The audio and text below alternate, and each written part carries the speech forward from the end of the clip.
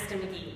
As a yoga teacher, I always have students coming to me saying, I can't do yoga, I'm too inflexible, I can't touch my toes. And I tell them anyone can touch their toes as long as they bend their knees. So here's the secret.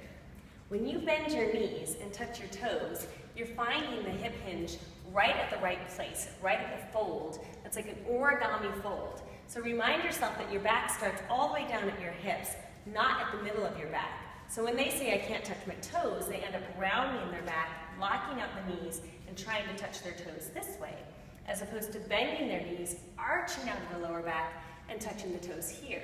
Now, your spine is long like a slinky toy, so go for the length in your spine, and then eventually the silly putty, those tighter hamstrings, will start to open up correctly as you lift the back of your hips up and try and keep that length out of your lower back, and then eventually you can still touch your toes with your legs completely straight, like a nice origami fold as opposed to a wrinkled piece of paper.